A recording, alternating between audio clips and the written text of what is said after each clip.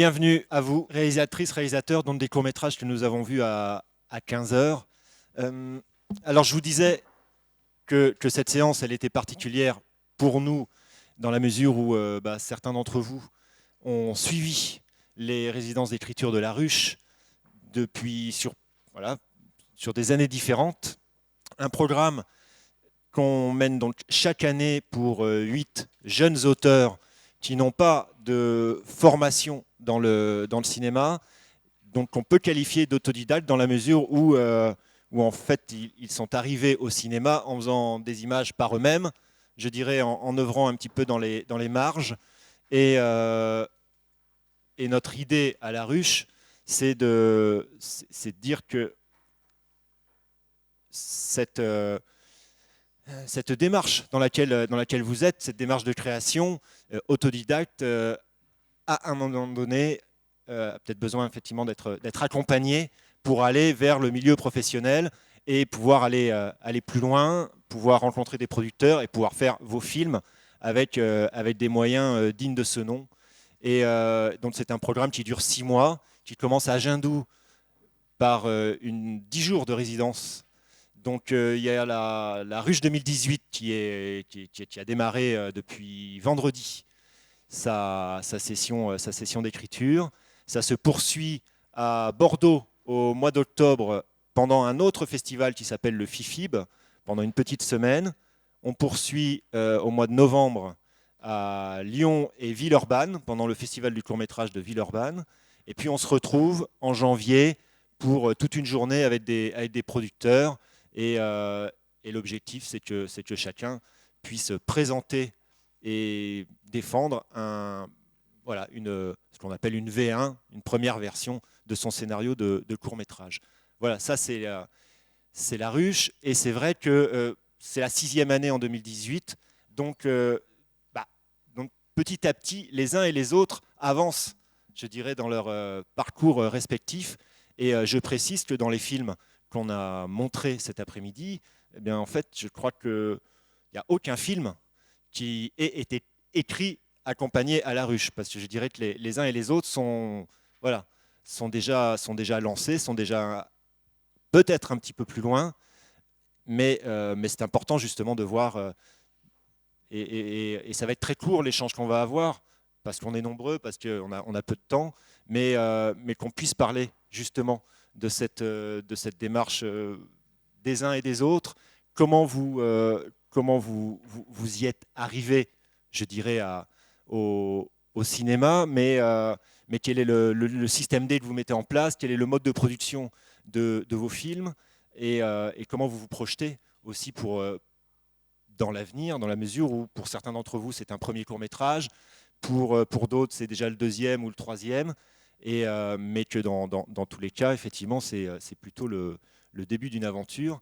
Et dans tous nos échanges qu'on peut avoir à La Ruche, ça s'adresse à des personnes qui ont entre 20 et 30 ans et qui toutes se posent la question de savoir si effectivement ils peuvent faire du cinéma, s'ils sont légitimes éventuellement, mais surtout s'ils s'engagent ou pas dans ce métier qui est dur, qui est difficile. C'est difficile pour tout le monde. Donc à plus forte raison, je dirais, quand on part de plus loin. Voilà. Et juste, je pensais à ce livre dont on avait parlé l'an dernier, écrit par Claire Diao, Double Vague, et puisque je crois que certains d'entre vous même sont cités dans cet ouvrage qui nous parle de la génération de jeunes cinéastes issus des quartiers populaires. Et c'est vrai que quand on voit les thèmes des films de cette programmation, eh bien, voilà, on retrouve souvent représentés ces quartiers, pas uniquement, mais preuve en est qu'il y a là un besoin ou une demande d'images de cinéma dans nos quartiers auprès de cette jeune génération, et qui a peut-être effectivement, même certainement, plus de difficultés à accéder aux formations de cinéma. Alors, je ne sais pas très bien comment on va procéder. Je pense qu'on va procéder dans l'ordre. Maximilien, alors tu avais postulé à La Ruche je me souviens.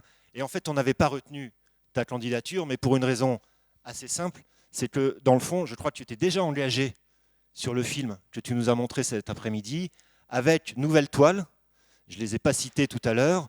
Donc pour le projet, bon, entre parenthèses, grand-père, mais tu le diras mieux que moi parce que ce n'est pas le titre tout à fait du film. Mais Nouvelle Toile, c'est la société de production créée par Hakim Zouani, Karine May, que vous connaissez bien, pour ceux qui fréquentent le festival depuis plusieurs années, et qui aujourd'hui a de nouvelles têtes à Nouvelle Toile.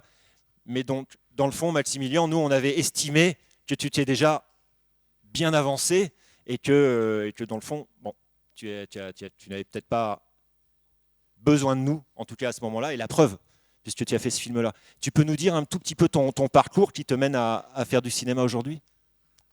Bonjour. Vous m'entendez ? Oui. Bonjour à tous. Merci Sébastien, merci pour l'accueil. Parce que je n'ai pas fait la ruche du coup, et je prends la parole avant vous, désolé. Du coup, pour faire court, donc à Aubervilliers, en fait, il y avait cette association qui s'appelait l'OMJA, qui existe toujours d'ailleurs. Ils organisaient donc Génération Court. C'est un festival qui existe. OMJA, tu peux préciser ce que Oui, c'est ? c'est en gros la maison des jeunes d'Aubervilliers. Et du coup, ils organisent chaque année une aide pour les jeunes. Il y a différentes catégories, mais moi j'avais postulé pour 20-25 ans. C'était une sélection qui ressemblait à celle de la ruche sur une proposition de projet, et on est retenu ou pas. Du coup, moi j'avais eu la chance d'être retenu, et donc on avait des petites formations courtes sur la réalisation, et puis on avait une aide pour l'écriture, et finalement on avait 800 voire 1000 euros pour réaliser un premier court-métrage qui après était présenté dans un festival à Aubervilliers. Donc moi en fait je ne viens pas d'Aubervilliers, je viens de banlieue sud, il y en a un aussi là, et de région parisienne aussi. Mais du coup j'ai eu la chance d'apprendre le cinéma à Aubervilliers. Et la question c'était Ah oui, comment ? Bon, tu es en train d'y répondre. Hein. Je vais être franc. J'ai utilisé Google en fait pour connaître. Je voulais faire du cinéma, mais moi c'est surtout les interviews des cinéastes qui m'ont un peu guidé, et j'ai poursuivi des gens sur Google en essayant de trouver des numéros de téléphone par-ci par-là, des personnes que j'avais vues dans des interviews, dont Yacine Knia qui maintenant a produit mon film. Donc j'y suis allé un peu forcené. J'ai trouvé le numéro d'Hakim Zouani qui donc a fondé l'OMJA. C'était un nom que j'avais trouvé dans une interview d'Yacine. J'ai appelé, ça a sonné, donc j'avais de la chance. Je suis tombé sur le répondeur, j'ai laissé un message, je lui ai dit que je voulais faire un film avec eux et tout. J'avais vraiment pas conscience des choses. Et il m'a quand même répondu par un autre message en me disant on va faire Génération Court, moi je ne fais plus l'atelier d'écriture, ça n'existe plus. Et voilà comment je suis arrivé en fait. À la fin de Génération Court, donc j'avais fait un petit film d'atelier, et dans le jury il y avait Hakim Zouani, Karine May, Yacine Knia. Et je me suis lié d'amitié avec Yacine Knia, justement. Voilà. Yacine qui était venu présenter un court-métrage il y a quelques années. J'ai toujours un doute sur le F430 ou 340. 430, c'est ça. F430, si vous vous souvenez, peut-être, ça vous dit quelque chose. Une Ferrari qui circulait dans un quartier, sans doute du côté d'Aubervilliers, ça vous évoquera peut-être quelque chose. Et Yacine, d'ailleurs, je me souviens, nous avait fait un petit comparatif entre sa formation, son métier de géomètre et la question du cadre au cinéma, et c'était bien intéressant, et j'ai vu effectivement qu'il avait été sur ce film ton assistant. Ouais, ça a été mon grand frère du cinéma en fait, pour être plus précis. C'est avec lui que j'ai appris le cinéma aussi en fait, dans la continuation de Génération Court. Donc il y a cette solidarité nécessairement. D'ailleurs, entre vos films, il y a des Gigi qui jouent que vous avez peut-être reconnu et qui jouent dans le film de Marie. Il y a nécessairement ces liens qui se créent, cette solidarité qui s'instaure entre vous, et cet effet de génération. Oui, c'est ça. Tu peux me dire comment on prononce bien le titre de ton film ? Ongwai. Ong Wai. C'est un nom vietnamien qui veut dire grand-père maternel. Parce que donc du coup c'est ma mère qui est d'origine vietnamienne, mon père est français, et donc c'était une histoire inspirée de ce que j'ai vécu avec mon grand-père quand je lui ai apporté le fauteuil en fait. Le même fauteuil d'ailleurs. Alors, moi, ce que j'ai, en revoyant la séance, bah, pour ma part, je me suis dit, bah, oui, on a fait une séance assez dense et très variée, dans le fond, avec des styles, des partis pris assez affirmés. Et toi, Maximilien, il y a un cadre et une épure dans ton film qui est extrêmement touchante, mais qui dit déjà une véritable, je dirais, direction dans le cinéma. Je ne sais pas quelles sont tes inspirations, si tu as des références de réalisatrices, réalisateurs, mais on sent que tu as déjà voilà, une certaine idée du cinéma et des convictions certaines sur les films, le style de film que tu veux faire. Pour les inspirations, moi en fait j'étais un grand fan des films japonais, j'adore ça. Il y a deux auteurs en particulier, c'est Kitano, qui est assez connu, Takeshi Kitano, et plus récemment Koreeda aussi, qui sont deux réalisateurs japonais contemporains et j'adore leurs films. Enfin, moi ce qui m'attirait, c'était vraiment le cadre posé et on n'avait pas besoin de beaucoup d'action pour comprendre beaucoup de choses en fait. Donc d'une part il y a ça et d'autre part j'aime beaucoup les films néo-réalistes italiens. Par exemple, les premiers films de Fellini, Dino Risi, j'aime beaucoup ces anecdotes de vie en fait. Voilà. Et, euh, et comme pour beaucoup, enfin, certains d'entre vous, mais souvent pour des premiers films, effectivement, parler de soi, mais comme tu le dis, l'inspiration première, c'est une scène vécue, c'est le lien filial, c'est le grand-père. Oui, en fait après avoir vécu ce que le personnage a vécu dans le film, je m'étais quand même posé pas mal de questions sur qu'est-ce que j'ai fait en fait, pourquoi il s'est mis en colère, est-ce que il m'a pas tapé dessus en vrai, hein, ça c'était dans le film. Mais bon, il y a eu quand même une petite dispute et je me suis senti un peu gêné parce que je voulais lui apporter du confort et ça n'avait pas été accueilli comme je l'attendais. Et ça l'avait particulièrement gêné. Donc après, j'y ai repensé et c'est là que j'ai compris il y avait un fossé générationnel en fait. Bien qu'on soit de la même famille, du même sang, et générationnel et culturel. Parce que moi je suis né en France, bien que j'ai eu une partie de ma culture qui est d'origine vietnamienne, mais quelque part je ne parle même pas vraiment vietnamien en fait. Et donc voilà, il y a ce fossé qui se crée, mais en même temps il y a un lien. Et je trouvais que ce fauteuil c'était une partie de ce lien en fait entre nous. Voilà, des histoires qu'on vit en famille quoi. Et juste par rapport au cadre, oui, il y a aussi pas mal de choix qui sont techniques. Par exemple, le fait qu'ils soient en 4 tiers, c'était pas une question de style, c'était plus parce que l'appart était un peu grand en fait à la base.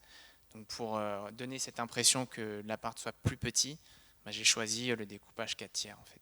Voilà. Il y a quand même une réplique, hein, la réplique du grand-père, quand il dit que le fauteuil, on va croire on va penser qu'il est riche. C'est vrai que ça croise un petit peu notamment les échanges qu'on a pu avoir avec Nadir Dandoun au sujet de sa mère et de cette que moi j'appellerais une pudeur extrême. Et, mais enfin, ce sont des choses très, à la fois toutes simples, mais très précises qui résonnent fort. C'était, je pense, une intention. Oui, en fait, la plupart des dialogues je les ai pas vraiment inventés. En fait, c'était une fois que mon grand-père repartait de la maison, hop, j'écrivais tout ce qu'on s'était dit en fait. Donc le coup de la banque, le coup du fauteuil, tout ça, c'est vraiment ce qu'il m'a dit en fait. Voilà. Et Et les comédiens, et notamment le comédien qui joue le grand-père. oui. Euh, alors Eli Penn, le plus jeune, j'ai vu en fait une bande démo. Il a joué dans un film de Michel Gondry, Microbe et Gasoil. Il avait un petit rôle et en fait, en le rencontrant, on avait à peu près la même taille, petite sensibilité aussi que je retrouvais chez lui. Et le grand-père, c'est plus particulier, c'est pas un acteur en fait, c'est une personne que j'ai rencontrée quand j'allais au travail, parce que je travaille à plein temps à côté. Et c'était une rencontre exceptionnelle. En fait, j'avais l'habitude de passer devant un bar pour aller au métro. Et lui, en fait, j'avais jamais prêté attention, mais c'était au moment où je recherchais ce profil, et j'arrivais pas à trouver. Et il faisait la manche en fait en face de ce bar. Et j'ai hésité longtemps et je regrette pas. Donc je lui ai demandé de quelle origine il était. Je voulais m'assurer qu'il comprenait aussi ce que je disais. Et le feeling est passé. En fait, il avait vraiment coché toutes les cases. D'origine vietnamienne, 71 ans, il comprenait ce que je disais. Et je lui ai proposé de faire ce film. Donc ça, pas, il m'a dit oui, mais après, on a tissé un lien où je revenais le voir, on buvait un café. Et finalement, on a même fini par tourner chez lui. Et la part de fiction dans ce film? Parce qu'on sent quand même que c'est un cinéma qui est très réaliste, voire, on emploie le mot parfois de naturaliste. Tu t'inscris dans ce type de cinéma, mais avec toute la réflexion sur la mise en scène dont tu viens de parler, mais au niveau en termes de scénario, la fiction, tu l'as dit, sur certains... Oui, c'est des fictions. En fait, par exemple, quand il me tape, ça c'est de la fiction. Mais c'est des choses que j'ai déjà vues, en fait. Donc c'est pas une fiction, je ne la voulais pas irréaliste, et je voulais plutôt une approche réaliste. Et créer il fallait quand même donner un peu de divertissement, entre guillemets, mais il fallait pas que ce soit disproportionné par rapport à l'ensemble de l'histoire. Donc le coup du journal, j'ai trouvé ça drôle parce que c'est des anecdotes qu'on se raconte. Et puis voilà, je pense que ça réveille un petit peu. Ah oui, je n'avais pas parlé des frères Safdie aussi, j'aime beaucoup leur cinéma. C'est très terre à terre et ça m'a beaucoup inspiré aussi. Le film je ne sais pas moi où il en est de sa carrière de diffusion. Moi non plus. D'accord. Comme c'est mon premier film, je ne sais pas exactement s'il a déjà vécu, s'il va vivre encore, etc. Mais il a fait quelques festivals depuis janvier de cette année. On va continuer avec les autres, et puis, mais tu nous diras après...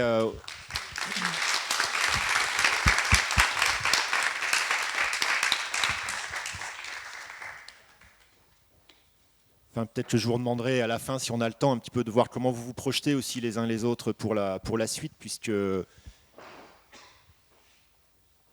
Alors, on passe le micro au frère Lopez. J'ai vu que au générique, c'était pas Alexis et Jérémy Lopez, c'était les frères Lopez. Ça, c'est quelque chose auquel vous tenez.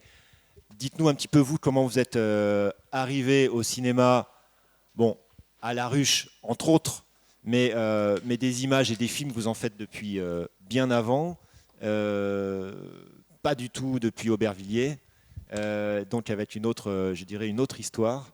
Est-ce que vous pouvez nous redire ça en quelques mots? Les deux frangins. Nous, c'est plus la campagne, ouais, c'est pas Aubervilliers. C'est province, campagne, quoi. C'est où? À côté de Bordeaux. Le Tourne, ça ne veut pas dire grand-chose aux gens. Mais... Le Tourne, ouais. Et c'est le projet In Love, hein, parce que je crois que j'ai oublié de citer Oui. le titre du film quand on a démarré la projection. Et comment on est venu? Je sais pas, c'est un goût quoi, pour le cinéma. Un goût pour le cinéma, mais la démarche que vous avez de professionnalisation, en même temps, je crois que là vous êtes en train d'y arriver, voilà, d'y être en plein dedans, mais avec le sentiment auparavant, ça c'est ce que vous m'aviez expliqué quand vous aviez candidaté à La Ruche, de vous sentir loin de là où ça se passe, le cinéma, loin du milieu professionnel, en étant vous en Gironde, en campagne. Ouais, c'est vrai qu'on parle souvent du coup de l'isolement, etc. Et en effet, il y en a un. Et du coup, il y a pas mal d'initiatives qui se font en banlieue, justement, à Aubervilliers, où c'est hyper. On avait Gaëtan hier, l'an dernier, pardon, à La Ruche, qui nous en parlait. Apparemment, au Aubervilliers, c'est hyper dynamique, on l'a bien vu. Mais c'est vrai qu'en campagne, il y a rien, et du coup, il n'y a rien, quoi. Donc, voilà. Donc en fait, on se demande comment on va faire des films, et c'est un petit peu comme notre camarade ici, on va sur Google et on cherche comment est-ce qu'on peut faire un film, tout simplement. Et donc voilà, donc nous, on a commencé comme ça, à vouloir faire un documentaire, et on s'est pris des vents par des producteurs, et des vents et des vents et des vents de partout. Qu'est-ce qu'ils vous disaient, les producteurs? Que le dossier était super, que c'était génial, on va se rencontrer sur Paris, on se rencontre, puis après le truc se fait jamais parce qu'on ne sait pas pourquoi, on n'a peut-être pas assez d'expérience, j'en sais rien, on était jeunes, moi j'avais 18 ans, Jérém en avait 23 au tout début, et donc voilà. Et donc après on postule à la ruche, on se prend encore un vent. Du coup, et puis là on se dit, bon, on en a plein le cul, il va falloir qu'on montre qu'on arrive à faire des trucs, quoi. Et donc voilà, on a fait ce film en totale autoproduction, du coup. Oui, alors tu peux expliquer ça. In Love, effectivement, en totale autoproduction. Donc ça veut dire quoi concrètement? Ça veut dire qu'on n'a pas que tous les sous qui sont dans le film en fait viennent de notre poche. Et quand on n'a pas de sous, du coup c'est que de la débrouille. Donc voilà, on fait ça un peu on a fait ça pour pas mal de projets du coup au début. Et donc actuellement en fait on vit d'une web série qui est diffusée sur YouTube, qui pareil a commencé dans un garage en totale autoproduction et qui a bien grossi depuis. Et puis donc voilà, il y a eu In Love après notre premier court métrage, qui a démarré comme ça, où on allait chercher en fait en déchetterie des bouts de décor, enfin des matières premières pour les décors, où on allait tourner en Espagne, du coup au sud de l'Espagne, dans le désert, avec nos véhicules perso, etc. Et puis on a mis nos 3 premiers mois de salaire dans le film, et on a fait ça comme ça, avec de la débrouille, des annonces internet pour trouver des techniciens, de la négo black pour avoir les décors, enfin plein de magouilles, des trucs comme ça. Donc voilà. Alors, à la ruche, j'ai dit que c'était un travail d'accompagnement en écriture. Donc effectivement, vous aviez candidaté une première année, et puis vous avez fait la ruche l'an dernier. Et cette question de l'écriture de scénario, pour In Love, vous êtes venu à la ruche pour en quelque sorte poursuivre un apprentissage, mais néanmoins un scénario, vous saviez ce que c'était, puisque In Love, vous l'avez écrit par vous-même. Comment... Ouais, alors je sais pas si on savait ce que c'était, mais c'est spontané, quoi. On fait le truc comme on l'entend. C'est-à-dire, oui, comme on le ressent, surtout. Et ça, vous écrivez à deux, comment ça se passe? Parce qu'une coécriture, co-réalisation... Ça change à chaque fois, en fait. En général, c'est l'un des deux, forcément, qui a l'idée. Et après, l'autre se greffe dessus assez facilement. Et on modifie, on change, on s'engueule un peu, et puis voilà. Mais ce que je trouve assez fort, c'est que tu me dises, Alexis, que quand tu es allé voir un producteur pour la première fois, tu avais 18 ans. Donc ça veut dire qu'il y a une sorte de passion ou de nécessité, je ne sais pas, enfin quelque chose qui fait que c'est là et que c'est ça et pas autre chose. Ouais, j'ai arrêté l'école en fait pour ça, donc voilà. Je crois qu'en fait, le travail normal, c'était pas fait pour nous, on n'y arrivait pas, quoi. Mais on n'y arrive pas, quoi. Du coup, on travaille beaucoup plus maintenant, mais pour des trucs qui nous plaisent. Mais sinon, on peut pas, quoi. Je crois que c'est viscéral, en fait. En fait, je pense qu'on est venu à se dire on va faire du cinéma, non pas parce qu'on avait un truc à dire sur le moment, etc. On kiffait le cinéma, ça aurait pu être peut-être la musique aussi. Et on aimait beaucoup les domaines artistiques, en tout cas, et on a plein de choses à dire, c'est vrai. Mais en fait, ouais, c'est surtout ça, quoi. On arrive, on faisait des études, on ne savait pas trop pourquoi, comme beaucoup de jeunes aujourd'hui. On allait faire un taf dont on ne sait pas trop pourquoi non plus. Puis voilà, on n'avait juste pas envie de faire ça et on avait envie de faire un truc qui nous plaisait. Donc du coup, on s'est dit, on arrête l'école et on va faire un truc qui nous plaît, quoi. Et comme personne ne veut de nous, on va le faire nous-mêmes. Et ça change, ça change quand même. J'adore parce que tu disais, Sébastien, en présentant, oui, c'est des jeunes qui sont en voie de professionnalisation et c'est un métier très dur, tout ça. Mais moi, j'ai envie de dire, de toute façon, tous les métiers sont hyper durs. Et si, bien sûr que c'est vrai que c'est hyper dur, on est tous précaires. Moi, là, je suis obligée de faire un France 3 pour manger alors que j'ai un film à Cannes, tu vois. Bien sûr que c'est difficile. Mais moi, je dis souvent aux petits jeunes qui arrivent aussi en atelier avec moi et qui veulent faire du cinéma, de toute façon, c'est galère. Que tu veuilles être architecte, géomètre, médecin, même tu veux juste faire boulanger, ça va être dur. Toute l'énergie que tu vas mettre pour le faire, mais mets-le dans quelque chose qui te plaît. Donc moi, j'adore, je suis ravie d'entendre. Mais c'est marrant parce que souvent, nous, on nous dit putain, ça doit être dur et tout, le ciné et tout, machin, des trucs comme ça, les vidéos. Nous, on trouve pas ça. Enfin, c'est pas dur dans le sens où en fait, c'est ce qu'on aime ça. Et en fait, je pense que ce qui est dur, c'est d'être ouvrier sur un chantier, c'est de travailler à la chaîne, de faire du McDo, truc comme ça, un truc qu'on n'aime pas, quoi. Et c'est ça qui est dur dans le boulot. Enfin, faire ce qu'on fait, non, c'est hyper cool. Je pense qu'on est tous super contents et on a très envie de devenir réa et compagnie. Et d'ailleurs, notre prochain film parle du travail. Et voilà. Donc c'est un sujet à suivre, hein, bien sûr. Mais je C'est un pense sujet qui que nous intéresse. enfin, moi, je pense à cette question que tu disais de précarité dans ce métier, artistique. Oui, mais métier artistique où il y a quand même une part d'aléatoire qui fait que tu n'es pas salarié tous les matins. Et donc, à ce titre-là, il faut quand même avoir une envie forte et de s'accrocher et pour poursuivre. Mais ça, c'est une grande majorité des gens aujourd'hui, de ne pas être salarié ou d'être salarié tout petit temps et puis de devoir trouver un autre taf. Enfin, c'est la précarisation, elle est partout. Donc, Ouais. Nous, on voit ça comme un mode de vie. En fait, enfin, je sais que nous, on n'aimerait pas être salarié en CDI. Enfin, vraiment, c'est un truc qui nous intéresserait pas du tout. On adore notre indépendance et pouvoir faire plein de petits projets, machin. L'été, aller sur un festival comme ici, on trouve ça super et on a envie que ça continue. Donc, je sais pas après, je suis pas sûr que j'ai l'impression en fait qu'on met dans la tête des gens qu'il faut absolument un CDI, un ci, un là, et on n'a pas vraiment l'impression que ce soit le bonheur en tout cas. quitte à ce que ce soit difficile, autant le faire pour le truc qui te fait le plus plaisir, quoi. Ah, en on fait, est d'accord, c'est ça. on est d'accord, ouais, bien sûr, on est C'est d'être d'accord. guidé par le plaisir et pas par. Oui, après ça demande des efforts, hein, on dit pas le contraire, hein, c'est sûr. Ouais. Bonjour, je voulais savoir, en fait, sur votre film, un truc tout simple. Finalement, enfin, moi personnellement, je n'ai heureusement pas connu la guerre. Et mes seules références de la guerre, c'est le cinéma et les jeux vidéo. Et je me suis demandé, mais alors du coup, vous, dans votre film, dans la réalisation de votre film, vos références, c'était les jeux vidéo ou le cinéma ou les deux. Mais du coup, j'ai eu l'impression que ça ressemblait, surtout le début du film, ça ressemblait beaucoup au genre de choses qu'on peut voir dans les jeux vidéo. Voilà.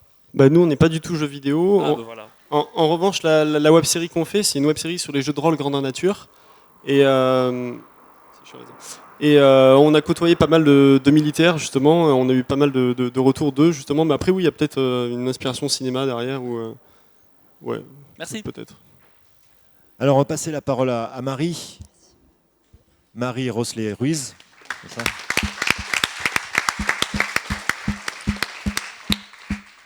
Donc Marie, La Ruche pour toi c'était en 2014 et donc depuis tu as fait au moins 2 films qui sont ceux que nous avons vus cet après-midi, mais 2 films où je pense que dans le mode de production, dans le travail, il y a une progression, j'imagine. Dans Le ciel est clair, qui est le film, le second film qu'on a vu, c'est un film que tu as fait dans le cadre de la FEMIS. Tu peux expliquer peut-être le cadre spécifique dans lequel tu as réalisé ce film. C'était le même que celui de Gigi pour le film Nat ou pour elle, le film précédent. La résidence à la FEMIS, en fait, c'est un dispositif qui permet à des réalisateurs autodidactes, donc c'est un peu le même principe que La Ruche, qui ont moins de 30 ans, d'accéder à une année de résidence à la FEMIS sur laquelle on a une bourse et où on fait un film de fin d'études. Du coup, c'est un peu comme si on arrivait, on exagère un peu, mais en 4e année directement à la FEMIS en réalisation. Et du coup, pendant toute l'année, on est accompagné c'est fort, et sur l'écriture et ensuite sur la préparation du film. Et voilà. Pour le film Le ciel est clair, moi j'ai l'impression que le scénario de ce film, il était en gestation à l'époque de La Ruche. Ouais. Tu peux nous dire un petit peu, parce que c'était il y a quelques années, et je dis en gestation parce que c'est quand même très différent. Mais donc c'est une histoire que tu as à l'intérieur depuis longtemps, et donc tu as mis toutes ces années à développer. Oui et non. En fait, du coup, après La Ruche, j'ai trouvé un producteur et qui, en fait, finalement a disparu.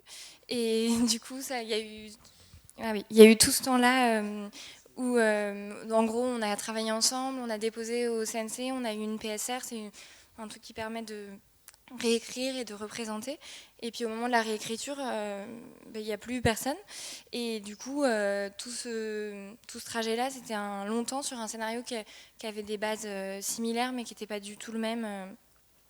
Et du coup, je me suis retrouvée un peu sans rien et sans savoir trop quoi faire. Donc j'ai mis ce projet de côté, j'ai écrit autre chose. Et j'ai travaillé avec ma sœur aussi. Et du coup, et ensuite, par Jiki, j'ai entendu parler de la résidence. Et quand j'ai postulé à la résidence et que je suis arrivée à la résidence en début d'année, du coup, il y avait un autre scénario sur lequel j'avais travaillé, mais qui ne correspondait pas au cadre de production qu'on a à la FEMIS, qui est quand même une économie hyper privilégiée, mais assez réduite sur des trucs de décor et tout ça. Et du coup, il y avait cette histoire-là qui me restait en tête, parce que j'avais l'impression d'un truc un peu avorté, quelque chose que je voulais raconter et qui s'était jamais fait et qui existait toujours, mais qui n'existait plus de la même façon. Et le fait de l'avoir laissé de côté, finalement, ça a donné naissance à cette histoire-là qui n'est pas la même, mais où il y a des ancrages similaires. Et puis je pense aussi, quand j'avais commencé à écrire le scénario à la ruche, il y avait un événement personnel. J'ai un ami qui était parachutiste, qui est décédé en Centrafrique, et du coup c'était très proche en 2014, il est mort en 2013. Du coup je pense qu'il y avait quelque chose de trop à chaud, et qui du coup finalement ce temps-là, même si j'aurais aimé faire le film plus tôt, a permis au scénario d'évoluer aussi, je pense. Tu avais besoin de ce temps, mais là encore une fois, de ta persévérance aussi pour ne pas perdre ce projet et d'y revenir une fois, deux fois, parce que quand tu dis, voilà, tu as dû le mettre de côté parce que le film ne trouvait pas preneur, ou en tout cas de moyens de se produire, c'est là qu'il faut aussi de l'abnégation pour un travail d'écriture où on écrit une version, deux versions, je ne sais plus combien, pour aboutir au film. Mais ça, il faut quand même garder le cap et garder l'envie de... Du coup, c'est pour ça que c'est pas la même histoire. Cette histoire-là, j'avais plus envie, je crois. Mais par contre, il y avait un personnage et il y avait quelque chose par rapport à l'armée et au deuil qui, par contre, existait toujours. Et du coup, ce qui a été aussi un travail, c'est comment cette année, en écrivant le scénario, c'était repartir finalement du départ, mais avec un personnage qui existait d'ailleurs. Et je pense que c'était un des enjeux de l'écriture. Sans rester accroché à l'idée que j'avais au départ, quoi. Et dans le travail de réalisation, à toutes les étapes, le tournage, le montage, mais même en amont, en préparation, vu que c'est ce cadre de l'école, de la FEMIS, comment ça se passe finalement? Tu es à la ruche, il y a un tutorat en écriture. Je vois Emmanuel Laborie qui est là et avec lequel on mène cette affaire de la ruche depuis le début. Donc sur un tutorat en écriture, c'est pareil sur ce travail de réalisation, comment ça se passe? Non, il y a un encadrement sur les postes? La réalisation, c'est un peu autre chose.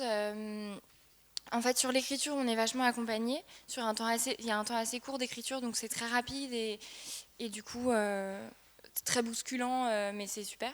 Et ensuite, sur la réalisation, on est accompagné. On a un intervenant réalisateur, mais qui nous voit. Enfin, moi, pour le coup, je l'ai vu 3 fois avant le tournage et il n'est pas venu sur le tournage. Donc, non, par contre, ce qu'on a, c'est des formations en mise en scène, en images, en script, en direction de production, etc. Du coup, peu importe notre parcours, si on a déjà fait des films avant ou pas. On sait comment ça va se passer sur un plateau, donc on n'a pas d'encadrant sur le plateau, mais on a fait les parcours, on a eu des initiations et des formations. C'est l'avantage de la résidence, c'est qu'on a plein de formations très techniques à tous les postes, donc du coup, et puis moi j'avais fait la halte juste avant, donc ça m'a aussi un peu aidé. Un film, en tout cas, moi je suis ressorti très ému, dans quelque chose de... on est presque un petit peu concentré sur le film et sur cette émotion finale, et effectivement cette question du deuil et le plaisir du cinéma, c'est le plaisir du plan. Mais c'est vrai que par exemple ce plan où la sœur ferme la porte, C'est tellement belle idée. Merci. Juste une question par rapport au point de vue sur ton deuxième film. Ouais.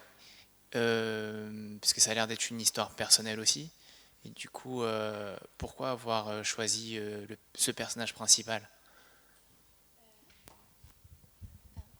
En fait, pour des raisons assez personnelles et aussi d'intérêt, c'est que je trouvais que du coup, je connais pas mal de militaires et j'en ai rencontré beaucoup de son régiment et d'autres régiments en préparant le film.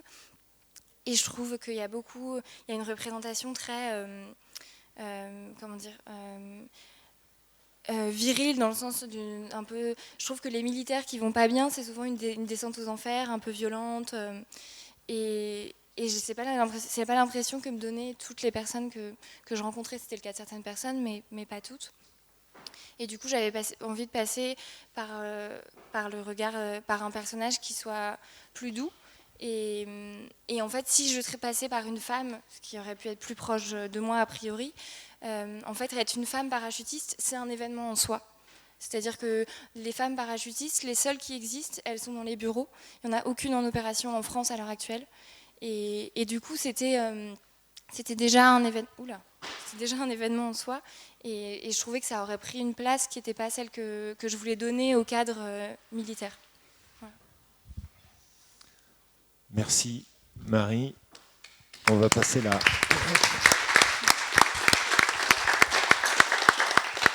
la parole à Ashraf Ajraoui pour le film La Chouma. Tu le dis bien. Comment? Tu le dis bien. Ouais. La Chouma. Bonjour. Ashraf, nous, c'était il y a 2 ans qu'on t'a accompagné à la ruche. Et en fait, moi, je crois que c'est au début de l'été, tu m'as surpris parce que je suis ton projet de film de la ruche qui a trouvé un producteur, une productrice d'ailleurs, je crois. C'est ça. Donc ça, c'est en cours. Et puis, je crois que c'est au début de l'été, tu m'as appelé ou je sais pas, tu m'as appris que j'ai fait un film. Voilà, tu avais fait un film. Et donc, j'étais à la fois étonné parce que bon, on n'en avait pas parlé, mais j'ai trouvé ça évidemment super parce que t'as pas attendu. Tu n'as pas attendu que l'autre projet qui nécessite du temps en production et tu t'es débrouillé pour trouver le moyen de faire un film. Pour faire un film. Alors explique-nous là dans quel cadre toi tu l'as fait. Alors moi je l'ai fait dans le cadre d'un atelier à Paris, le CEFPF, c'est un centre de formation pour les artistes, monteurs, réalisateurs, producteurs. Et je l'ai fait dans ce cadre-là. Parce que tu dis artiste, toi tu es intermittent. Moi je suis intermittent. Je prends tout ce qui se cachetonne. C'est-à-dire je prends tout ce qui cachetonne pour faire mes 507 heures et avoir la liberté de prendre le temps pour écrire, bouquiner, rêvasser, avoir le temps. Moi j'ai fait tous les jobs. Mon film il parle de ça aussi. C'est que moi j'ai fait tous les jobs de Paris.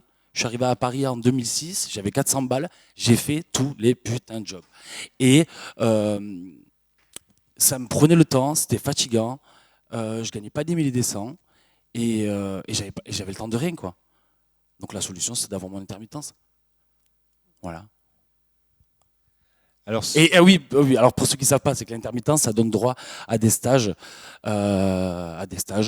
du coup, qui sont financés par un organisme qui s'appelle l'AFDAS. Et c'est comme ça que j'ai pu faire mon premier film, quoi. Voilà, de la formation professionnelle. Parce que j'avais un problème. En fait, en 2006, j'ai fait La Ruche, j'ai écrit un scénario qui s'appelle Cactus. J'essaie d'aller vite. Je trouve une productrice 1 an après.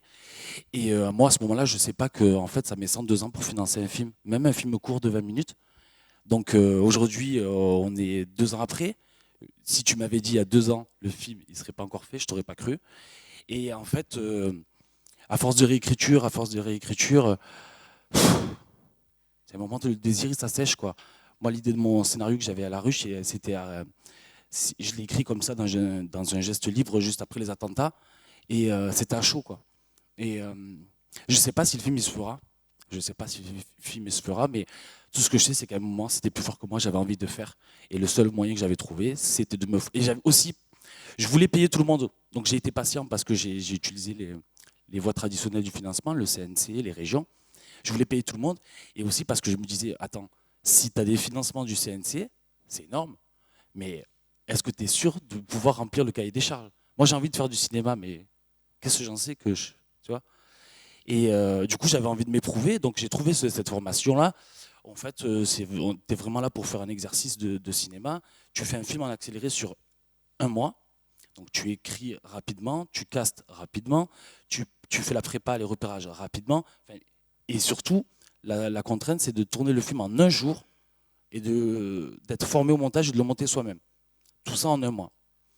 Et donc au début, on s'était mal compris avec le directeur. Je pensais qu'on allait faire, on est 9 étudiants dans la formation, je pensais qu'on allait faire un film à 9. Et comme je sais que l'écriture, c'est compliqué déjà seul, je me suis dit, Achraf, tu es là pour te préparer pour ton film, celui de La Ruche, quand tu auras les financements.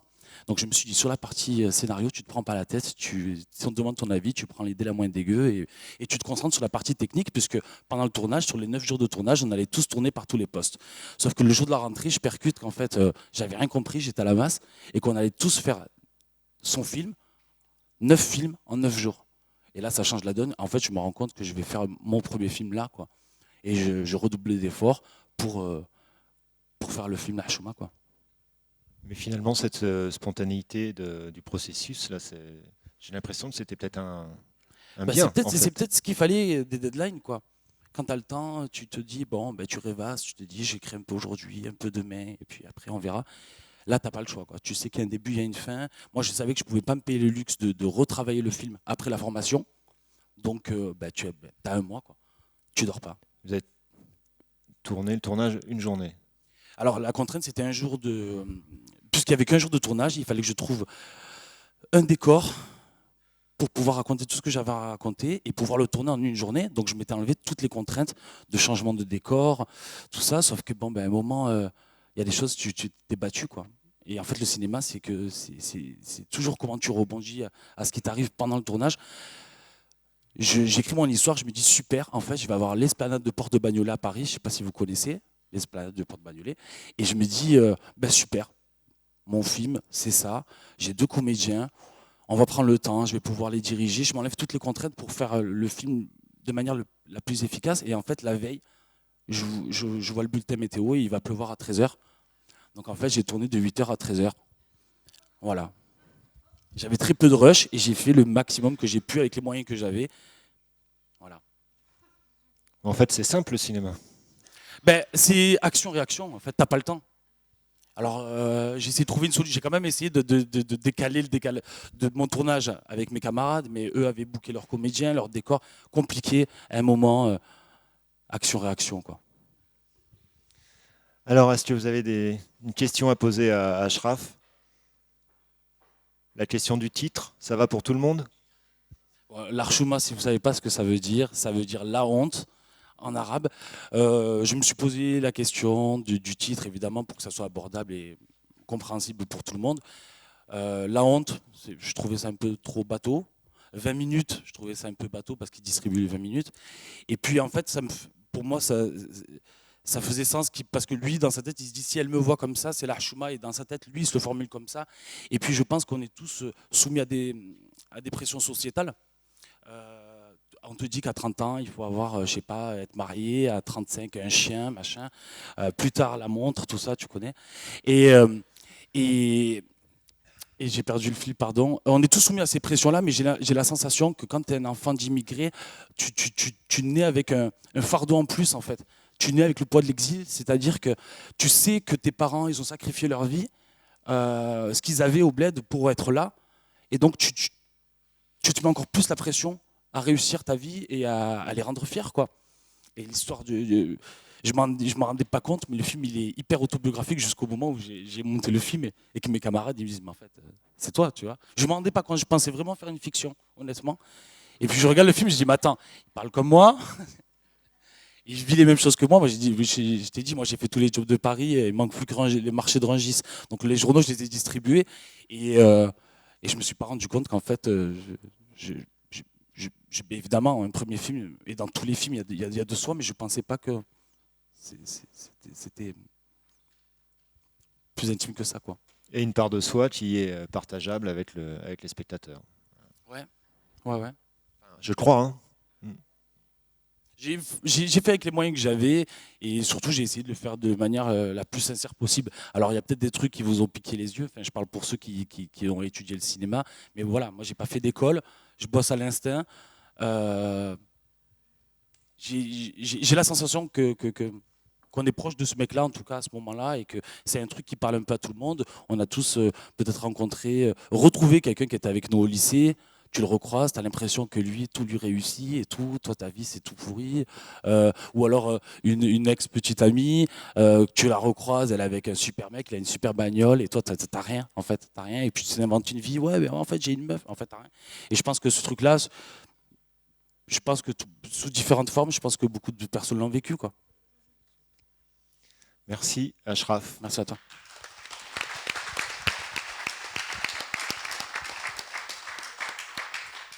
Jérémy et Fanny, donc vous co-réalisez. Alors Fanny, donc toi, on s'est rencontrés en 2014, donc il y a déjà quelques temps. Pour t'accompagner dans un projet d'écriture qui, lui, par contre, je crois, est dans un tiroir très au fond d'un tiroir. Tu partais de loin quand même.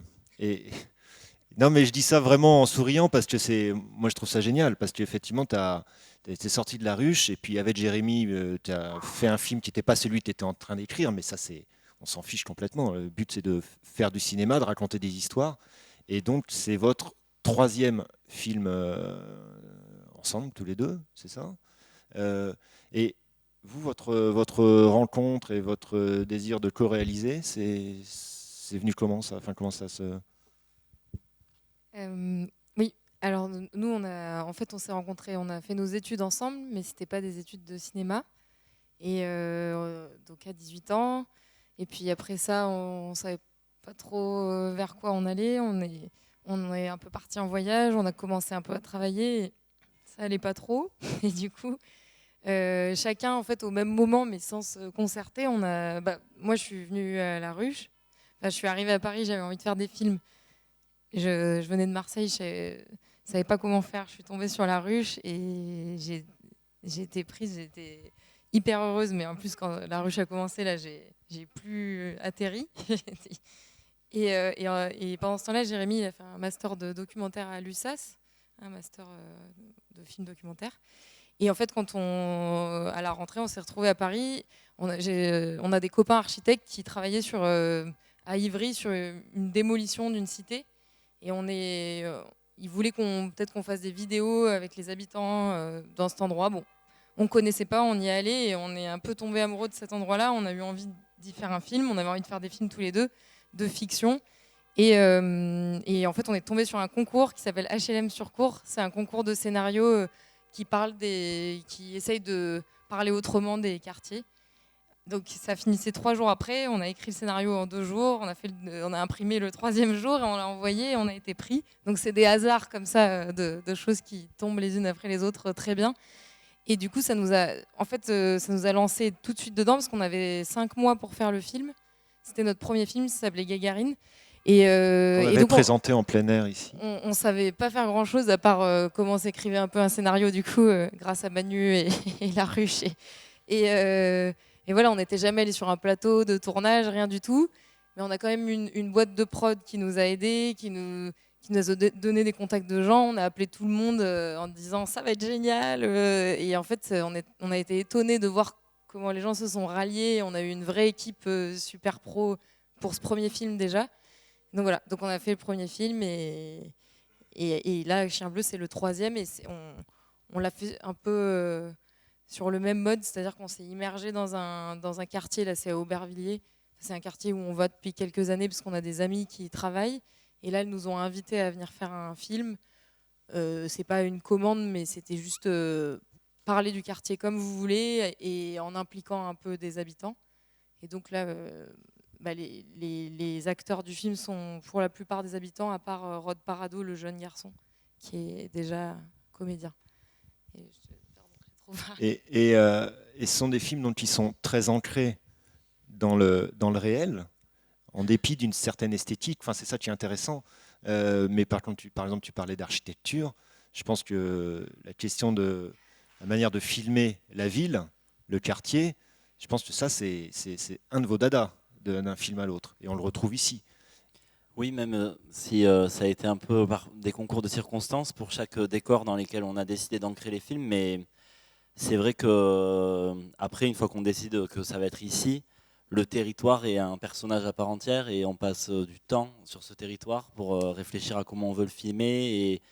Et Gagarine, c'était avec des références de science-fiction, donc on s'était dit bon ben on va transformer cette cité en vaisseau spatial en allant piocher dans des références qui nous faisaient kiffer, quoi. Et là, des références, elles sont peut-être un peu moins claires, mais on a passé beaucoup de temps dans cette cité et beaucoup de temps au découpage, beaucoup de temps à préparer le tournage pour avoir l'esthétique qu'on espérait. Mais on sent là un plaisir de votre part. Enfin, je pense surtout à cette cage d'escalier qui donne lieu à des plans assez spectaculaires. Là, je pense que... Après, c'est marrant parce que, alors du coup, on a eu la chance sur le premier film, on a rencontré notre chef-op et depuis, on a fait tous nos films avec lui. Il s'appelle Victor Seguin, il est très talentueux et c'est aussi grâce à lui et grâce à sa bienveillance à nos tout débuts où on n'avait jamais vu un combo, le retour image sur un plateau. Voilà, de nous accompagner en nous laissant une place importante pour qu'on se fasse confiance, quoi. Mais du coup, ce qui est marrant, c'est que finalement, c'est aussi souvent fait de briques et de broc. Là, le plan dans la cage d'escalier, bon, en vrai, il y a un travail de lumière qui est important, mais c'est toujours trouver des petites techniques pour pouvoir faire une caméra qui tourne comme ça. Donc Victor, il monte sur un tabouret, il court autour, et Victor, il manque de tomber avec la caméra. Et bon, voilà, je sais plus ce que je disais, mais non, ce que je voulais dire, c'est que là, Chien Bleu, c'est le film qui a été le plus produit pour nous, parce qu'on a eu la chance avec notre deuxième court-métrage de gagner un prix à Clermont, qui était le prix Canal+. Ils préachètent un film, c'est une carte blanche, quoi, sans lire de scénario. Donc c'est une grosse chance, et ça a débloqué d'autres financements. Donc c'est un film où on a pu payer tout le monde pour la première fois, enfin c'est bien. Ça reste un court-métrage, mais et en même temps, il n'y a pas une grosse différence esthétique avec le premier film qu'on avait fait, qui a eu 8 fois moins d'argent, peut-être, comme ça. Parce que ce que je veux dire par là, c'est que on peut faire plein de choses en passant beaucoup de temps à préparer les choses, en fait. Voilà. Et alors cette histoire, ce scénario, il a été... c'est vous, c'est une coécriture avec des habitants sur place, non? Non, non. Là, c'était... En fait, on est arrivé dans ce quartier, je pense, il y a 2 ans, et on a écrit un autre film, mais qui était trop compliqué à faire. C'est trop fantastique. Et du coup, on s'est dit, bon, on y retourne et on écrit autre chose. Donc, on est allé en hiver, 2 semaines en décembre. Et il y avait un peu moins de monde dehors, c'était un peu plus mélancolique comme ambiance. Et on avait déjà rencontré Émile, qui est celui qui joue... Michel, qui joue Émile, le monsieur, qui peint tout en bleu. Et là, on l'a recroisé beaucoup pendant ces semaines-là. Il promenait son chien, qui n'était pas vraiment son chien d'ailleurs, un chien dans le quartier. Et du coup, on s'est liés d'amitié et c'est quelqu'un qui nous a touchés tout de suite par sa solitude. Et voilà, du coup, c'est parti de là et on a voulu un peu retranscrire sa fragilité face au monde. Et aussi, on avait à côté de ça rencontré des danseuses tamoules magnifiques. On s'est intéressé à la culture tamoule, du coup, qu'on connaissait peu et qui est très présente dans le quartier, très discrètement. Et du coup, on a essayé de tirer un fil entre tout ça, mais voilà, pas à l'écriture, mais après, du coup, on a impliqué des gens du quartier pour le tournage. Mais comment vous expliqueriez ou vous diriez un petit peu l'approche que vous avez justement de ces territoires, de ces quartiers, parce qu'on sent une volonté justement de pas être dans une vision trop naturaliste. Tu parlais de fantastique. On sent, moi ça me fait toujours penser quand Robert Lédidian nous disait réenchanter le monde. Moi quand je vois le chien, je pense à Jette Demi. Enfin, on sent la volonté. Je sais pas si je pense qu'elle est tout à fait consciente, d'être dans une représentation qui puisse offrir peut-être une autre chose autre chose à voir? Je crois que tous les deux, on aime essayer de révéler ce qui est parfois invisible. Et dans des grandes cités comme ça, où il y a tant de gens qui vivent et qui sont devenus un peu grises et sur lesquels on a collé tellement de clichés via des images, quoi, nous, on aime bien essayer de se poser la question de qu'est-ce qu'il y a à l'intérieur des gens qui vivent là et quelle magie on a envie de mettre en avant. En tout cas, c'est ça qui nous inspire l'écriture, quoi. C'est ces petites magies qu'on rencontre. Et dans ce film-là, il y avait une tristesse aussi, mais on trouvait fort de se dire qu'il y a souvent plein de solitude aussi dans des lieux de vie comme ça qui se côtoient. Et en même temps, à l'intérieur de chaque solitude, il y a une singularité et parfois ça transpire et ça crée une force aussi, une force soit dite, quoi, on est solidaire, mais parfois même pas, c'est juste, je sais pas, ça transpire comme ça. Et c'est de ça dont on avait envie de parler avec ce film. Est-ce que vous avez une question? Quelque chose? Le bleu? Pourquoi? Comment? Le bleu, alors. En fait, comme c'est la première fois qu'on le montre, on n'a pas encore l'habitude des questions et je ne sais pas si on va répondre à celle-là parce que c'est un peu libre d'interprétation, je crois. Pourquoi le choix du bleu? Oui, ouais. oui. Ah, mais quand Jérémy parlait, là, ça m'a rappelé que c'est vrai comme c'était l'hiver et que c'était tout gris et que nous, on avait rencontré plein de gens géniaux, plein de couleurs à l'intérieur d'eux, on s'est dit, il faut remettre révéler cette couleur. Non, ça représente sa peur du monde, quoi. Mais c'est et pour nous, si on devait peindre tout d'une couleur, je pense on choisirait le bleu. Donc,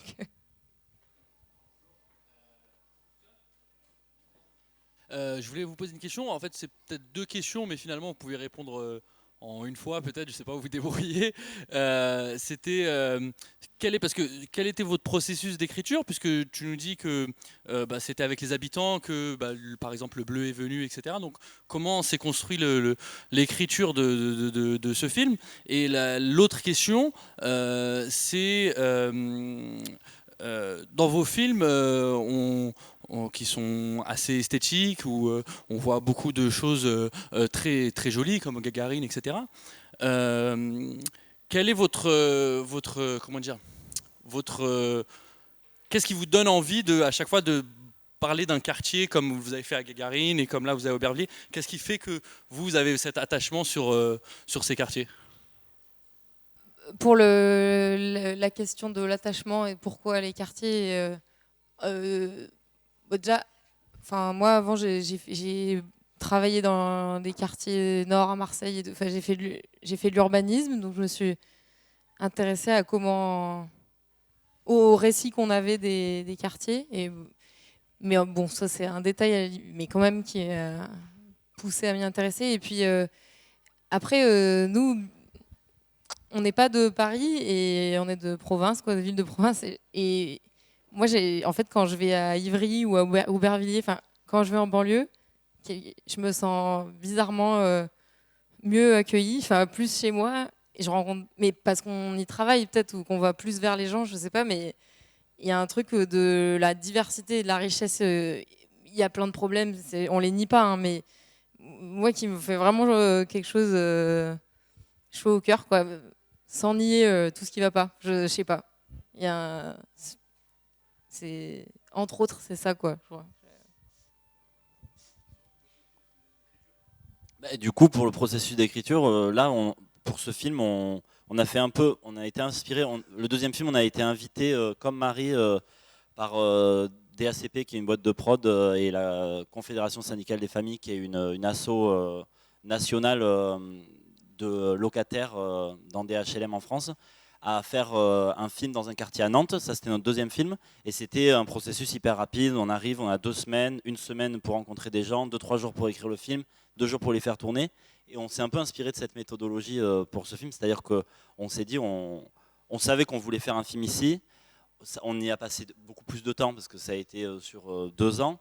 Mais il y a un moment, après le film de science-fiction qu'on avait écrit, qui était un peu impossible à faire, on a été là-bas, on nous a prêté un appartement dans le quartier. On y a passé 2 semaines en se disant, bon, ben, dans 2 semaines, on a un scénario. Et donc, c'est en vivant dans le quartier, en se baladant, passant du temps avec les gens, faisant des rencontres un peu au hasard, et puis des rencontres via les nombreuses assos qu'il y a, l'OMJA, etc., que bout par bout, rencontre par rencontre, parce que Michel qui balade son chien et qui a l'air triste, parce que les jeunes filles tamoules, parce que plein d'énergie mêlée comme ça, petit à petit on note des idées et on tisse un fil, quoi.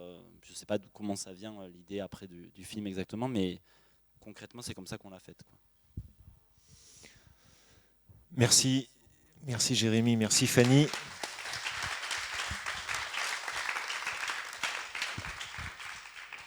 On va terminer avec toi, Gigi, pour ce deuxième film qui s'appelle Malgré eux, enfin, deuxième film présenté à Jindou, parce que je crois que tu avais fait quelques petites réalisations auparavant. Dans le Natou pour elle, c'était le projet que tu avais écrit avec nous, exact, à la ruche. et que tu as pu réaliser dans le cadre du même dispositif, Voilà, la résidence de la FEMIS. Et alors, pour ce film, en termes de production, moi j'ai suivi ça de loin quand tu nous as, on se tient au courant.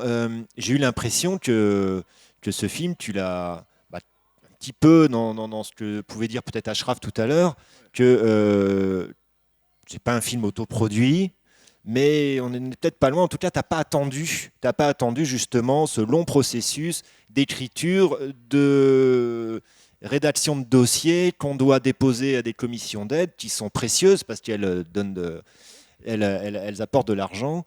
Et je crois que tu me disais, j'ai un film à faire, c'est urgent, je peux pas attendre. Exactement, c'était vraiment un sentiment d'urgence qui m'animait pour faire ce film, même le précédent, Natou pour elle, qui est beaucoup plus intimiste. Enfin, j'avais envie de rendre hommage à ma mère, aux femmes en règle générale, et celui-ci qui aborde la question des violences policières. Bon, voilà, c'est d'actualité, mais c'était vraiment important, je pense, enfin, pour moi et pour certaines personnes, de voir ce genre de questions abordées sous un angle particulier, en fait. Donc, je savais, enfin, c'est peut-être pessimiste ou défaitiste de ma part, mais moi, il y a un truc en moi qui me disait que j'allais attendre peut-être 2-3 ans avant de pouvoir réaliser ce film. Il ne me fallait pas des milliers et des cents comme Ashraf Idji pour faire ce film. Je savais pertinemment qu'en me serrant la ceinture, et surtout, comme j'ai la chance d'être entouré de personnes qui croient en moi, qui croient en mes projets, bah voilà, ça serait mes moteurs pour faire mes films dans un premier temps. L'argent, c'est secondaire, quoi. Je pense que ça doit être un critère qui doit venir peut-être à la fin, vraiment. Le premier critère, c'est la passion, mais moi, j'ai eu un deuxième qui était l'urgence, en fait. Mettre en avant une situation d'une certaine manière, quoi. Voilà. Alors juste pour continuer là sur les moyens, tu dis en comptant sur les gens qui t'entourent, concrètement, parce que ce film, selon moi, bon, ça ne se voit pas spécialement qu'il serait fait avec effectivement juste l'énergie du bord et de l'entourage. Bon, comment c'est concrètement Alors, dans un premier temps, j'ai lancé un crowdfunding sur la plateforme Ulule. Voilà, parce que, comme je le disais, je n'avais pas envie d'attendre le retour de certains organismes, les régions, CNC, etc. Donc j'avais fait un crowdfunding avec le producteur avec qui j'étais initialement. Ensuite, j'ai dû me séparer pour diverses raisons avec le producteur que j'avais. Donc je me suis dit, si j'arrive à remplir la cagnotte, bon, je vais partir avec cet argent.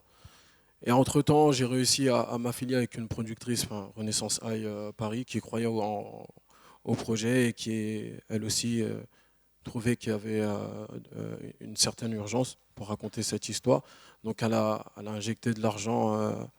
J'ai réussi à arriver jusqu'au bout de la cagnotte, plus celle-ci a injecté de l'argent dans le projet, ce qui fait qu'on a pu tourner dans de bonnes conditions, quoi.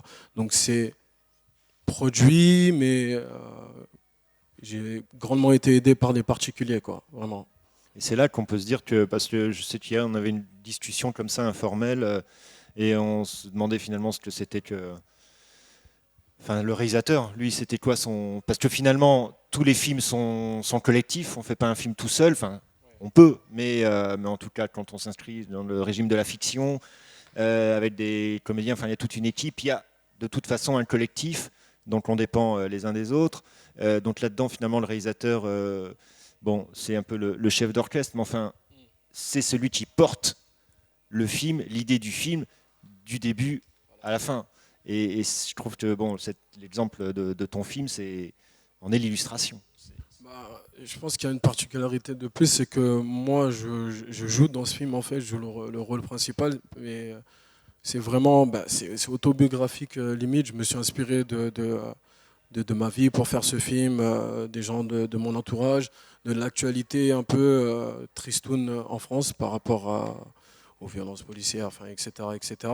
Et vraiment, c'est un thème qui me tenait à cœur. Et je me suis dit que j'allais l'emmener le plus loin possible en commençant à réaliser et jouer là-dedans, quoi. Voilà. Toi, tu viens de la ville de Grigny. Exact. Ouais. Mais je trouve, en effet, que ce qu'il y a de très fort dans ce film, c'est que le sujet n'est pas simple. Et que ton engagement va très loin, puisque tu joues le rôle de ce personnage qui est en tout cas dans sa... Quand on te connaît, enfin, on sait que tu as dû te faire violence pour jouer ce rôle-là. Enfin, peut-être que je me trompe, hein, mais je pense que... Non, il y a certaines scènes non, ça n'a pas été facile, j'allais dire une bêtise. Vraiment, ça a été compliqué parce que, en ayant vécu certaines scènes, essayer d'y revenir pour essayer de transmettre la justesse dans le jeu, bon, ça rappelle des souvenirs un peu douloureux et non, ça n'a pas été facile, vraiment. Voilà.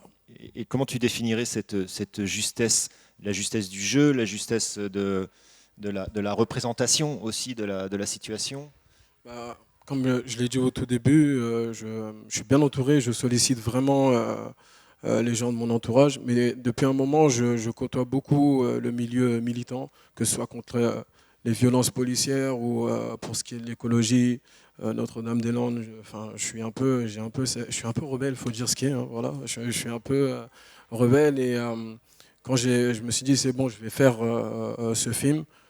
J'ai beaucoup fait appel à des figures comme Assa Traoré qu'on voit dans le film, Ahmed Bentounsi, enfin des collectifs vraiment engagés quoi, pour essayer de me coller un peu, voir si j'étais pas trop hors sujet. Mais la source première, c'est ma vie en fait. Voilà. Et juste encore une petite chose, c'est du coup dans ce scénario et dans le travail de ce film, finalement les questions les plus difficiles que tu as eu à résoudre sur le scénario, enfin, celles qui t'ont posé le plus de problèmes. Je pose la question volontairement un peu naïvement, mais est-ce que c'est dans la représentation on va dire d'un côté de la population du quartier ou de l'autre la police qui est Bonne question. Les difficultés, j'ai rencontré pas mal de difficultés pour faire ce film. Il y a un sujet qui a été un vrai sujet de discorde entre moi et plusieurs collaborateurs. C'était l'origine du policier qui était, comment dirais-je, j'insinue dans le film qu'il connaissait le personnage principal. Je sais pas, ils ont fait la maternelle ensemble ou en tout cas qui se connaissent quoi. C'était de bons amis. Et ça a été un sujet de discorde parce que pour certains, il fallait que ce policier soit racisé, donc noir ou antillais, qu'il soit racisé, parce que ça expliquerait la proximité qu'il peut avoir avec les jeunes. Donc un blanc, il ne peut pas être proche d'Indiens, je sais pas moi, de mecs de banlieue. Pourquoi? Parce qu'il est blanc. Enfin, c'est pas mon propos en fait. Et ça sous-entendrait qu'en fait tous les racisés dans cette institution qu'est la police sont, on va dire, pourraient être de connexion avec les jeunes de banlieue ou autres et être bons. Et tous les blancs, c'est des... voilà quoi. Mais c'était pas mon propos, ça a été un sujet de discorde. Quoi d'autre encore? La scène du contrôle, par exemple, comment je l'ai écrite, beaucoup ont trouvé que c'était violent, mais moi, je trouve pas ça violent. Enfin, c'est réaliste. J'ai vécu ce genre de scène et... excusez-moi du terme que je veux employer, mais c'est limite du pipi de chat comparé à ce qui peut se passer vraiment, quoi. Donc, voilà, ce genre de problème quoi, sur le scénario. Mais j'ai fait en sorte de... Moi, mon but, c'était ça. Je voulais vraiment être le plus réaliste possible et ne pas lisser le propos, l'édulcorer ou le rendre politiquement correct parce que ça me révulse, ça me rébute. Et dernièrement, il y a eu beaucoup de films qui ont abordé cette question et bah, j'ai été déçu parce que je trouvais que le cri de colère n'était pas assez conséquent en fait. C'était un cri de chat là. Enfin, moi, je voulais un rugissement. Donc, je pense l'avoir fait. C'était des réactions sur ce film? Eh bien, moi, c'est juste une remarque parce que j'ai beaucoup aimé le film et je m'attendais pas du tout à voir ce genre de film. En fait, là, dans cette série de courts-métrages, du coup, j'étais fort surprise et il y a trop de trucs que j'ai aimés et tout. Enfin, je sais pas. Et en fait, il y a plein d'images qui me restent en tête et notamment l'image du jeune du coup qui se fait étrangler et du coup qui meurt quoi. Où j'ai l'impression que j'étais vraiment bien choquée par cette image alors que c'est une fiction et qu'en fait on envoie des images comme ça sur plein à YouTube ou des trucs comme ça et en fait on les a vraiment très fort en tête, en tout cas moi quoi. Et que enfin il y a plein de faits d'actualité où ça se passe tout le temps, on les connaît ces images par cœur en fait. Et là ça m'a vraiment beaucoup touchée encore plus. Et voilà, et les histoires de violences policières, je sais pas, moi j'en ai pas vu beaucoup en vrai des films contre les violences policières et traités comme ça. Et ensuite, j'aime beaucoup la réponse et cette image avec le cocktail Molotov.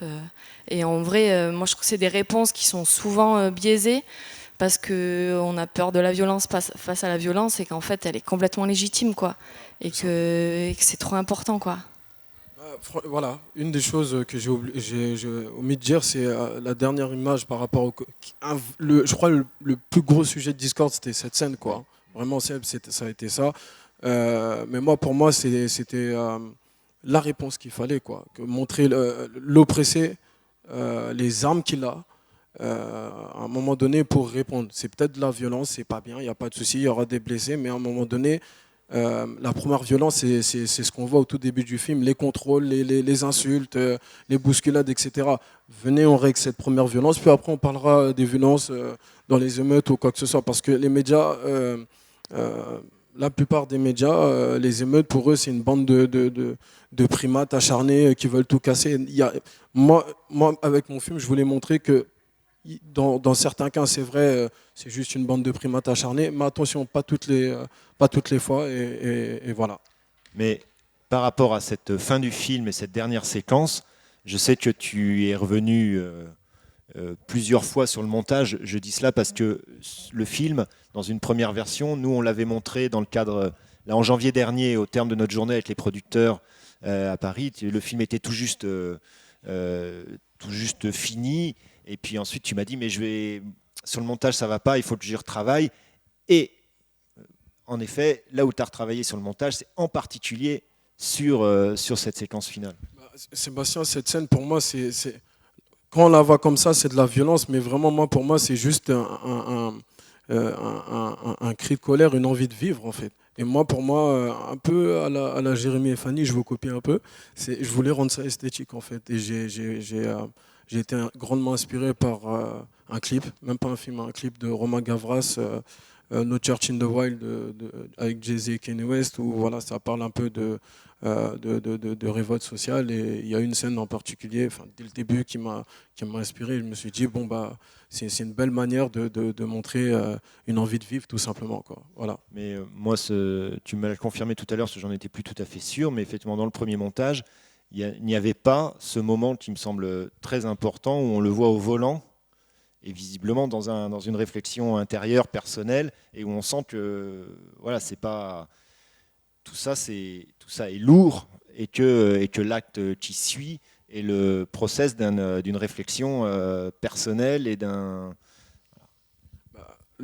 liberté. Exactement. Le premier montage, j'ai été un peu entravé. C'est pour ça qu'on s'est eu plusieurs fois.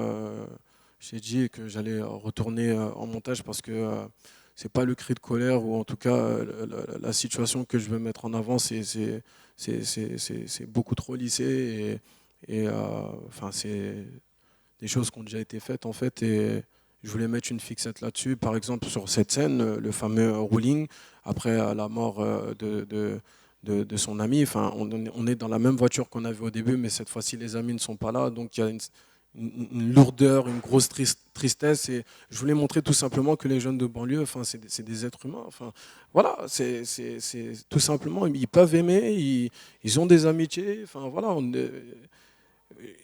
dans le film, je montre qu'au début, ils veulent aller au cinéma comme tout le monde. Enfin, voilà, quand on perd quelqu'un, ben, on pleure. Enfin, tout simplement, cette scène elle me permettait aussi parce que ça a été très coup de poing, enfin, il y a une grosse tension. Je voulais un peu apaiser, peut-être c'était un trompet, hein, je ne sais pas, mais je voulais un peu apaiser l'atmosphère avant de repartir de plus belle, même si c'était en mode un peu plus joli, quoi. Voilà. Une question? Oui, alors en fait, on retrouve en fait un peu le même type enfin le même sujet en tout cas qui est traité. Et il y a un truc que je voulais dire. Oui, en fait, il y a un truc qui me gêne, qui m'a gêné dans La haine aussi, c'est qu'en fait, on boucle une boucle. On comprend le début, comment on en arrive en fait à, tu vois, cette révolte qu'on retrouve à la fin.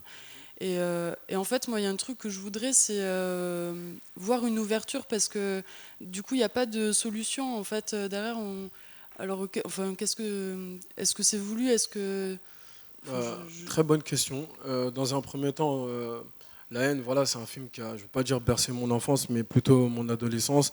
Je me suis inspiré de ce film, je me suis inspiré de Ma cité va craquer, mais surtout de Fruitvale Station, de Ryan Coogler, enfin, Black Panther, Creed, voilà, qui un film qui retraçait les dernières 24 heures d'un jeune afro-américain à San Francisco avant qu'il se fasse tuer par la police. Ça m'avait révolté et je me suis dit, mais en France, on vit à peu près la même chose. Enfin, on essaie de minimiser les faits, mais il y a moins de meurtres, ok, mais c'est presque la même chose. En tout cas, on imite bien les États-Unis parfois. Après, sur la question de la solution elle est là en fait. Moi, c'était ça. Moi, c'est un constat que j'ai fait, qui est qu'il y a des choses qui se passent dans certains endroits en France, en l'occurrence des quartiers. Il y a certaines relations très, très, très compliquées. On ne sait pas pourquoi les jeunes doivent être l'ennemi naturel de la police et vice-versa. Moi, c'est un constat que j'ai fait et je me suis dit qu'en proposant mon film, avec les rencontres qu'on allait faire, les échanges que j'allais avoir et qu'on allait organiser par la suite, les conférences, etc., on allait s'asseoir et essayer de trouver les solutions adéquates pour. Moi, je n'ai pas la solution. Mais je mets en avant une situation qui est révoltante et moi, tout seul, je n'ai pas la solution. J'ai besoin de vous, j'ai besoin de tout le monde, tout simplement. Merci.